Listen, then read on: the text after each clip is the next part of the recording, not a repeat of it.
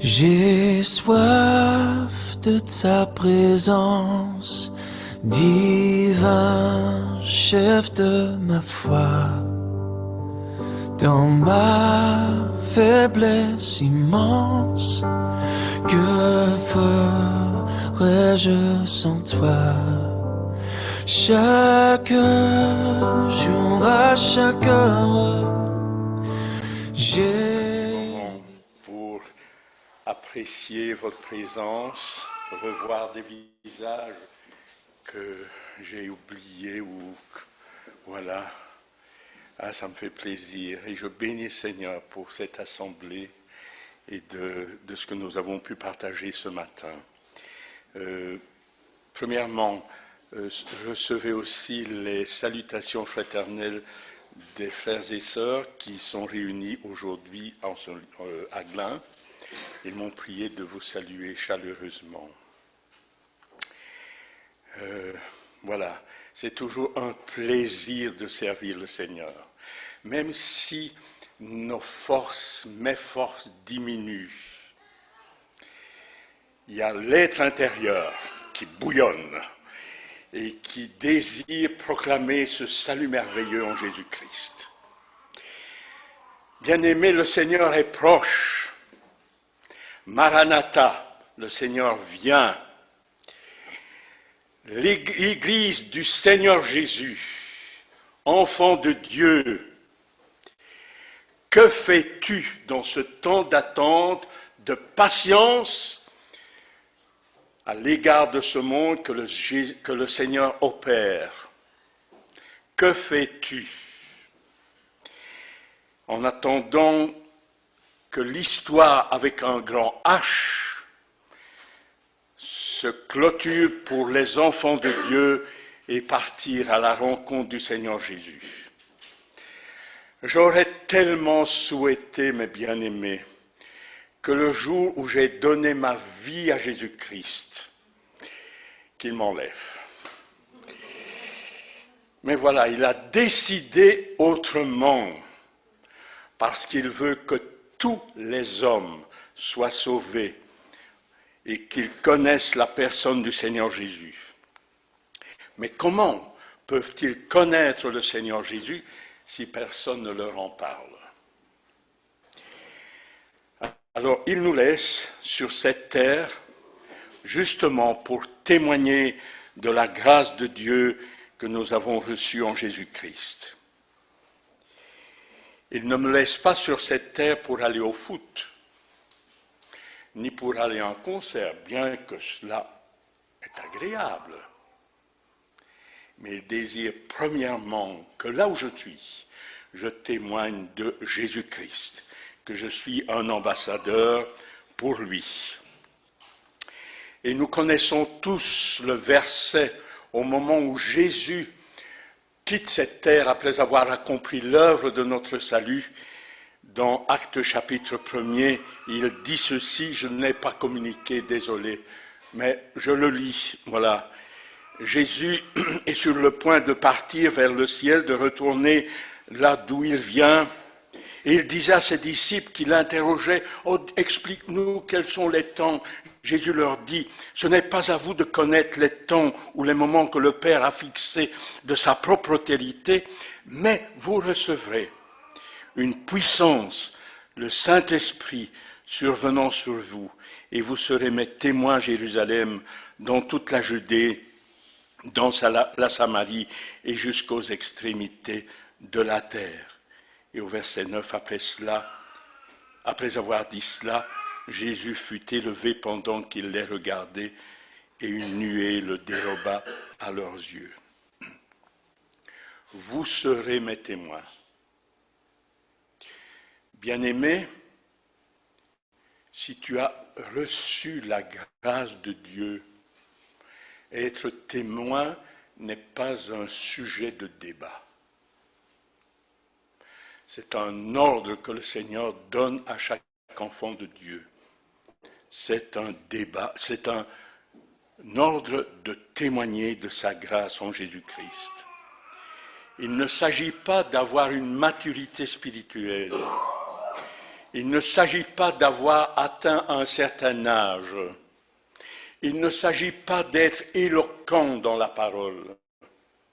Il s'agit de témoigner avec de simples mots, mais surtout avec une vie qui l'honore et qui le glorifie. Quelques questions que je me suis posées sur ce sujet. Qu'est-ce qu'un témoin? Où puis-je et dans quel monde dois-je témoigner? Et que dire dans mon témoignage? Il y en a, quand on leur demande de témoigner, qui sont là, ils songent les doigts, ils ne savent pas quoi faire, ni quoi dire. Qu'est-ce qu'un témoin? Un témoin est appelé lorsqu'il y a un tribunal. Il n'est pas là pour plaider la cause de quelqu'un. Il n'est pas là pour prononcer l'acquittement ou la condamnation de quelqu'un. Ça, c'est le rôle de l'avocat. C'est le rôle du juge. Le Seigneur me demande d'être témoin, c'est-à-dire de raconter simplement ce que j'ai vu et ce que j'ai entendu, ce que je vis intérieurement et qui se montre à l'extérieur. Et je le fais avec mes mots, en parole, mais aussi en acte. Et bien souvent, quand on est devant un tribunal, on demande des reconstitutions. Ainsi donc, par mes actes, je reconstitue ce que je vis à l'intérieur, ce que j'ai éprouvé. Il arrive aussi que le tribunal fait appel à plusieurs témoignages. Et chaque témoignage est unique en soi. Il donne une facette d'un événement. Ainsi, nous quittons l'aspect personnel pour s'adresser à l'aspect communautaire, collectif, où nous sommes tous invités à témoigner de la même personne, de la même vie qui nous anime. Mais nous le faisons avec nos mots, avec des attitudes qui sont différentes. On évite d'être des perroquets. Ça, j'en connais beaucoup, des perroquets. Mais non, ça doit être quelque chose qui est vécu. Et si je quitte le rôle de perroquet, alors ce que je vais proclamer, ce que je vais témoigner, aura son autorité. Jésus n'attend pas non plus de faux témoins. Ça, il y en a eu du temps de Jésus. Concernant le perroquet, je me rappelle une petite histoire. Petite histoire que plusieurs doivent connaître, mais j'aime bien la répéter pour faire la distinction entre témoigner et être un perroquet. Avant de continuer, Aurélio, tu as l'œil sur l'horloge. Quand l'heure est là terminée, tu lèves la main et je clôture. Ça va? Ok. Je reviens à l'histoire de mon petit gamin. Voilà. C'est une histoire, voilà. C'est un garçon qui, depuis son enfance, accompagne son papa aux divers réunions où il entendait son papa témoigner de ce que le Seigneur Jésus avait fait dans sa vie et de quelle manière Jésus l'avait transformé par sa parole et par le Saint-Esprit qui l'habitait. Un jour, ce gamin ayant grandi, devenu un adolescent, presque un jeune adulte, un jour, pour des raisons voilà, que je ne me rappelle plus dans cette histoire, toujours est-il que le papa n'a pas su témoigner. Était-il à fond? Je n'en sais rien. Et c'est le jeune qui a été envoyé devant à la chaire pour témoigner. Voici quelques-unes des phrases que ce jeune a dit.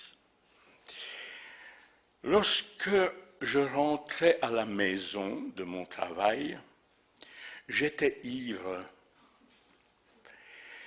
Je battais ma femme. Je maltraitais mes enfants. Et je rebuvais un coup. Et puis je m'endormais. Et et je ne m'occupais pas de la famille. Cette histoire était vraie, mais elle sonnait faux dans la bouche de ce gamin. Alors, bien-aimés, pour que notre témoignage soit authentique, pour que notre témoignage ait du poids dans la société, dans le monde où nous vivons, il faut qu'il soit vrai, que ce soit des choses vécues avec le Seigneur Jésus. Quelques exemples pour situer, pour saisir le sens profond de témoin. Dans la recherche scientifique, un objet est appelé témoin lorsqu'il n'a pas été falsifié, lorsqu'il n'a pas subi l'usure du temps. On le prend et on met les autres objets en regard de celui-là pour comparer la véracité de cet objet. Il est l'objet témoin. Et cela existe dans tous les domaines, qu'il soit dans les domaines humain, animal, végétal. Je me rappelle qu'avec les anciennes balances, il y avait des petits poids, et ces poids étaient calibrés, ils devaient être estampillés pour montrer qu'ils avaient été placés en comparaison du poids de référence. Ainsi, Jésus-Christ est en ce sens le témoin fidèle.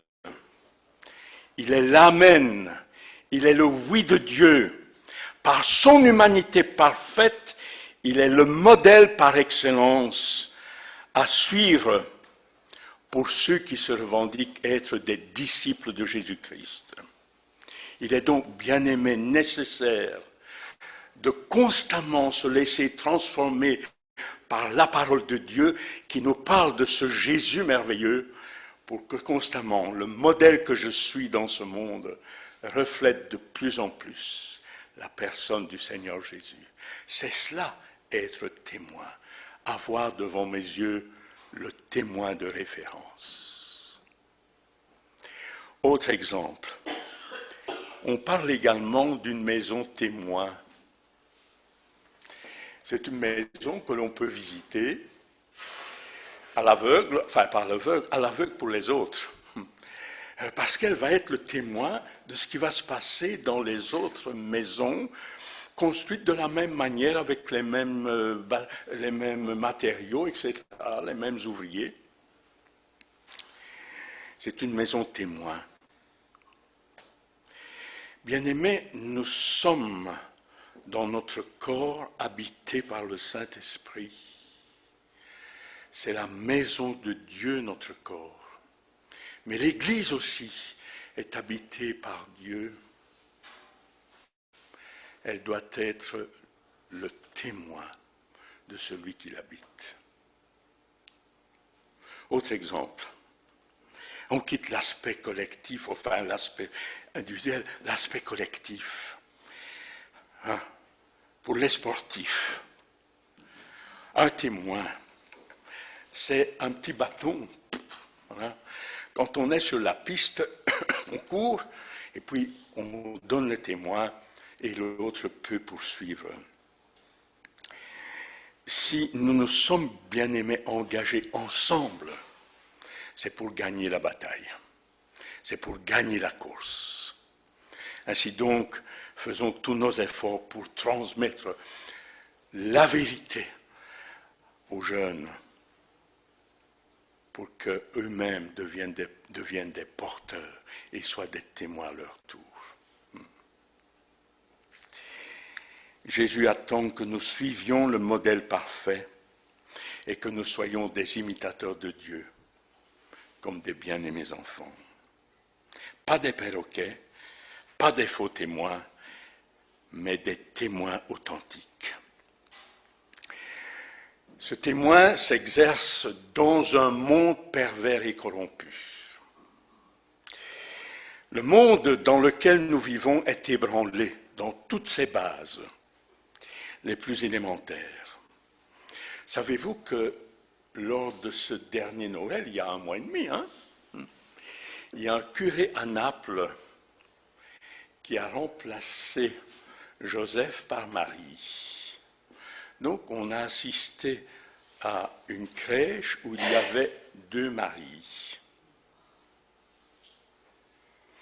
Je vous laisse imaginer le motif qui a aidé ce curé à faire de cette manière. Est-ce la question du genre? Peut-être. Faut-il s'étonner que le pape ait béni un couple homosexuel? Le monde, bien-aimé, est ébranlé. Mais grâce à Dieu, notre cité à nous, elle n'est pas ébranlée. Voilà, soyons assurés que le trône de Dieu n'est pas ébranlé. Notre assurance dans des moments difficiles est de nous placer au pied de ce trône de grâce pour être encouragés et ainsi recevoir instruction. Le monde attend un homme. Vous recherchez dans la parole de Dieu quel genre d'homme c'est, mais il va être séducteur. Soyons honnêtes. Il saura séduire. On va se laisser attraper. Mais je ne sais plus là, gloire à Dieu, parce qu'après ce temps de séduction qui sera très court, il va manifester une grande cruauté par la puissance du diable. L'Église attend un autre homme, l'homme Christ Jésus qui vient du ciel comme sauveur pour me ravir dans sa maison. La parole de Dieu parle de différents signes qui sont précurseurs de cette période difficile. D'un côté, il y a le paradoxe, l'évangile qui progresse dans le monde et en même temps la foi qui diminue. L'amour du plus grand nombre qui se refroidit, le mal, la violence qui augmente, la nature qui souffre, elle est déréglée, la guerre partout, c'est le feu partout dans le monde. Vous allez me dire, cela a toujours existé, oui, mais ça s'accélère. Ça s'accélère. Alors si du temps du Seigneur Jésus, en parlant de ces choses qui allaient arriver, il en parlait en disant les temps de la fin. L'apôtre Paul disait, en parlant de ces temps de la fin et en les décrivant, les derniers temps. Puis, un peu plus loin, il dira les derniers jours. Et Jean, en parlant de l'Antichrist qui doit arriver, dont l'esprit est déjà présent, il disait la dernière heure. Alors, à votre avis, si cela a déjà été dit il y a 2000 ans, quand je regarde l'horloge de Dieu, quelle heure estimez-vous qu'on est? Bientôt minuit. Mais je ne veux pas dire le Seigneur arrive maintenant. Non. Je ne veux pas non plus spéculer sur la date. Non. Je dis simplement, bien-aimés, soyons prêts et soyons des témoins. Je voudrais lire avec vous. Allez. 1 Jean chapitre 1er, qui est l'essence même du témoignage. Voilà. C'est Jean qui parle. Ce qui était dès le commencement, ce que nous avons entendu. Je souligne ici que Jean ne dit pas « je », mais il associe la compagnie de tous les disciples. Nous avons entendu ce que nous avons vu, pas les yeux de l'autre, de nos yeux. Ce que nous avons regardé ou contemplé, ce que nous avons touché, concernant la parole de vie, car la vie a été manifestée et nous l'avons vue et nous lui rendons témoignage. Et nous vous annonçons la vie éternelle qui était auprès de Dieu et qui nous a été révélée, manifestée. Ce que nous avons vu, il insiste, ce que nous avons vu, ce que nous avons entendu, nous vous l'annonçons à vous aussi, afin que vous soyez en communion avec nous. Notre communion est avec le Père et avec son Fils Jésus-Christ. Et nous vous écrivons ces choses afin que votre joie soit parfaite. L'apôtre Jean met l'accent sur le témoignage, pas un perroquet, mais quelque chose qu'il a entendu, quelque chose qu'il a vu, quelque chose qu'il vit profondément.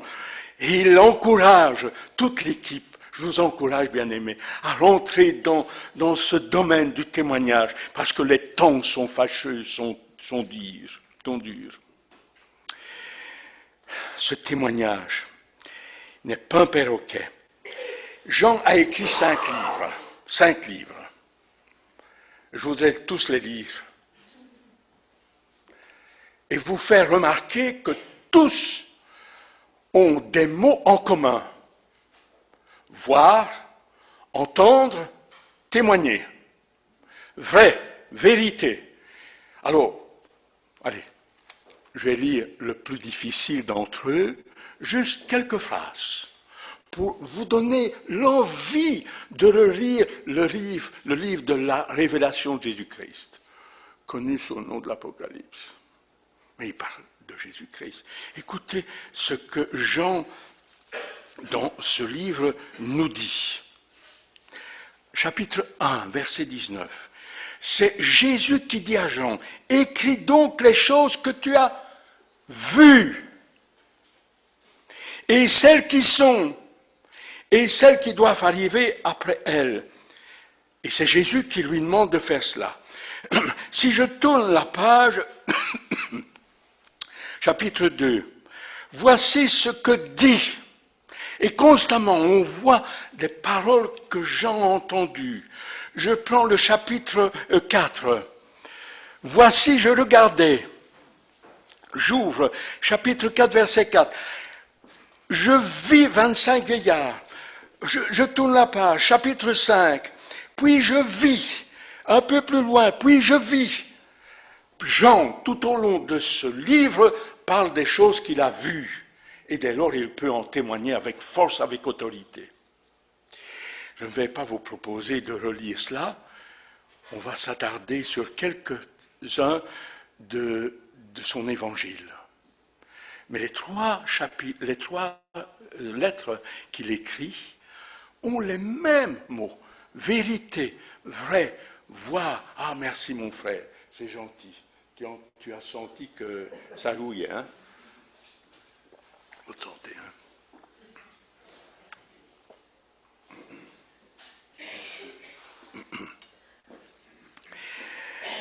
On va faire juste un survol.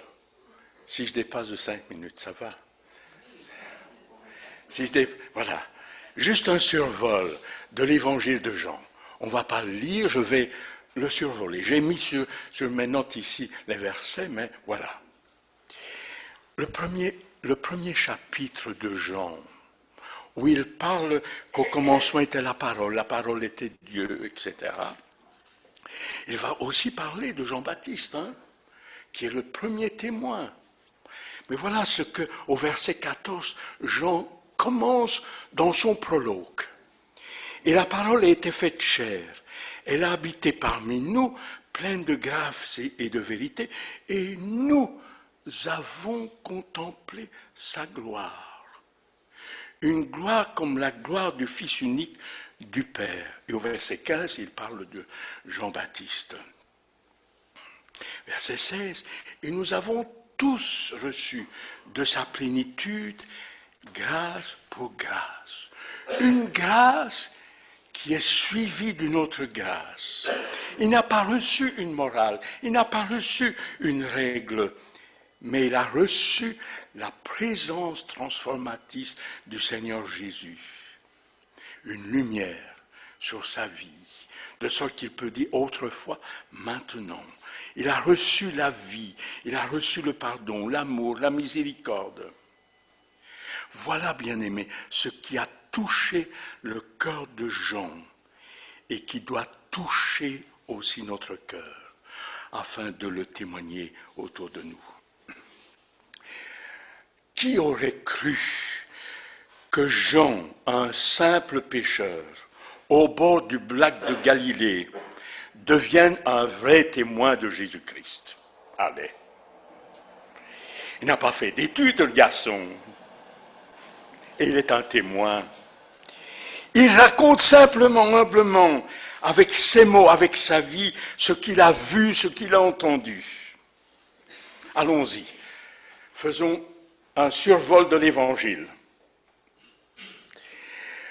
Je me mets je ne me mets pas à la place de Jean, sinon je vais faire le perroquet. Mais voilà, je suis prêt à entendre ce que Jean est en train de dire. Vous savez, les gars, moi j'étais aux noces d'or, pas aux noces d'or, aux noces de Cana. Et ça allait tourner court, ces noces. Et voilà que Jésus, par sa puissance, a transformé de l'eau en vin. Expression de la joie. Je vous assure, j'étais là. J'ai même compté les amphores, les vases qui étaient là. Vous savez, il y en avait 6. Je ne raconte pas de bêtises. Je les ai vus. Ça se termine là. Il a raconté, il a été témoin d'une manifestation de la puissance de Dieu. Vous savez, j'ai entendu Nicodème. Vous savez, c'est un gars qui connaît la loi. J'ai entendu Nicodème qui venait vers Jésus. Il était de nuit, il avait peur sans doute, mais j'ai entendu qu'il posait des questions à Jésus sur la provenance de sa puissance. Et j'ai entendu que Jésus lui répondait qu'il fallait qu'il naisse de nouveau. Quel étonnement! S'il voulait voir le royaume de Dieu. Moi, je l'ai entendu. C'est le témoignage de Jean. Et puis, j'ai suivi Jésus. Il nous a fait un détour par la Samarie. Et j'ai vu là qu'il s'attardait près d'un puits. Et là pour donner à boire à une femme qui était en détresse. Et il étanchait non seulement la soif de son corps, mais sa soif spirituelle. J'ai vu un paralytique aussi. Il était assis au bord de la piscine. Et le gars, il n'arrivait pas rapidement à se plonger dans l'eau. Et Jésus est arrivé.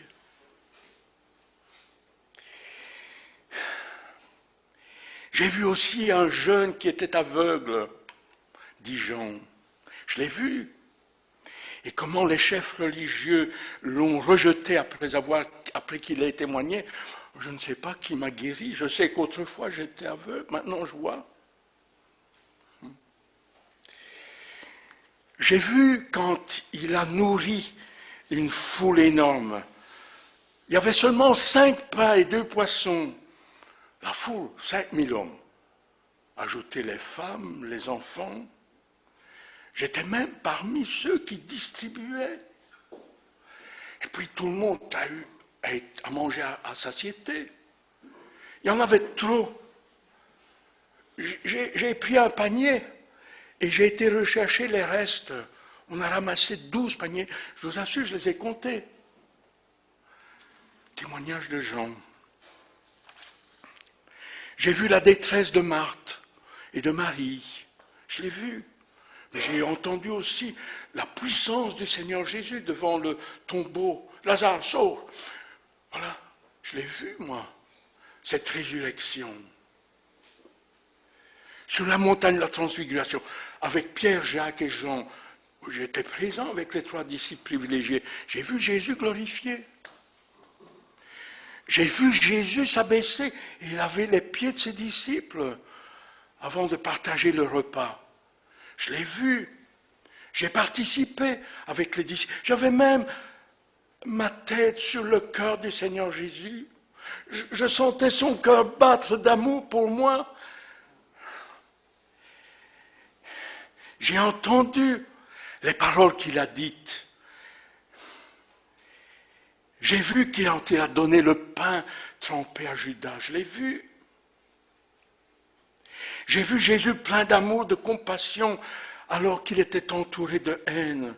J'ai assisté à son arrestation devant le Sanhédrin, puis conduit devant Pilate, puis à nouveau devant Hérode, puis Pilate. Tourné en dérision, j'ai vu ça. J'ai vu quand le peuple a choisi Barabbas plutôt que Jésus. J'ai vu Jésus portant sa croix. J'ai vu quand ils l'ont crucifié. J'ai entendu que Jésus disait « Père, pardonne-leur, car ils ne savent ce qu'ils font. » J'ai entendu quand Jésus m'a dit « Prends soin de ma maman, prends soin de Marie. » J'ai entendu cela. Bien-aimé,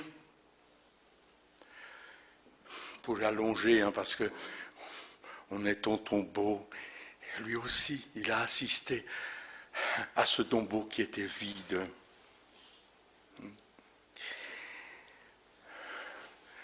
Quand on peut résumer cet évangile, il se trouve dans la fin de cet évangile, tout ce que je vous ai écrit, je l'ai vu, je l'ai entendu, je l'ai vécu, je l'ai touché.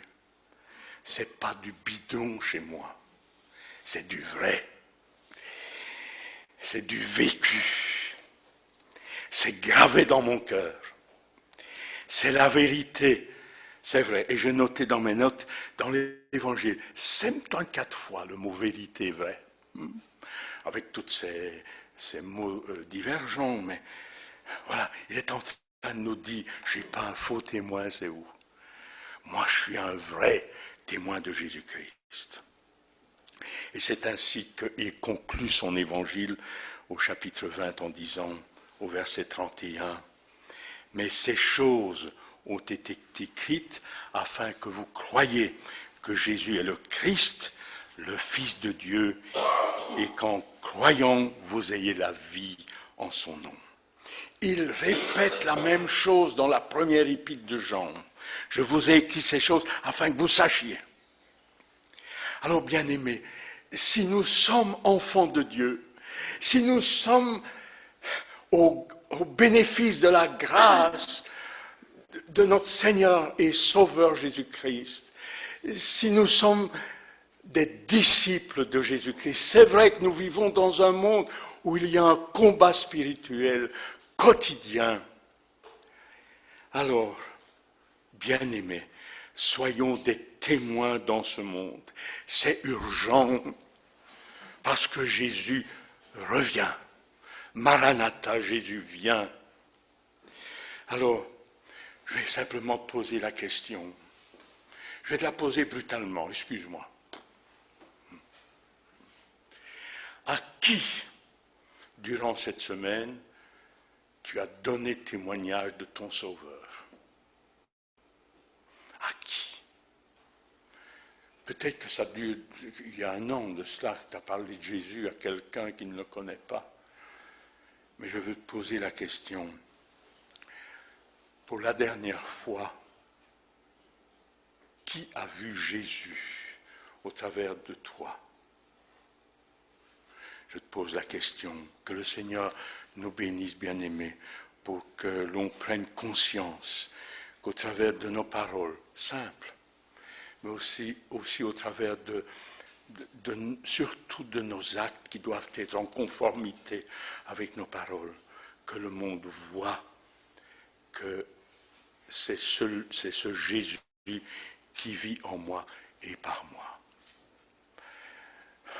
Papa, mon papa, n'était pas un grand orateur. Pour ceux qui l'ont connu, c'était un simple homme, un conducteur de tram, Vicino.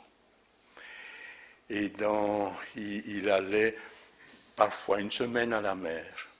Et dans sa poche, il avait des traités. Vous en avez eu un frère qui avait cette même attitude, Pierre, c'est ça, hein? Oui, hein?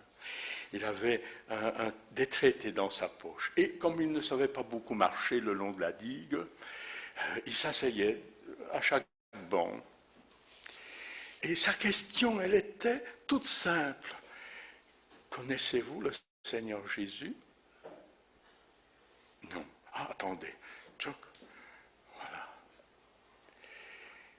Et puis, il allait au banc suivant, et c'était la même question. Connaissez-vous le Seigneur Jésus? Et puis, le lendemain, il s'asseyait, et si la personne qui était assise à côté de lui, il reconnaissait qu'il avait donné la veille un feuillet, un flyers. Vous connaissez? Ah, mais vous n'avez pas eu l'occasion de lire? Ah, je ne sais plus où je l'ai mis. Attendez, voici un. Bien-aimés, nous ne savons pas les répercussions glorieuses de ce simple témoignage. Dans le ciel, il sera révélé. Alors soyons des témoins de ce que nous vivons avec le Seigneur. Voilà, je laisse la place à Aurélio. Sous la pression, sous la tension,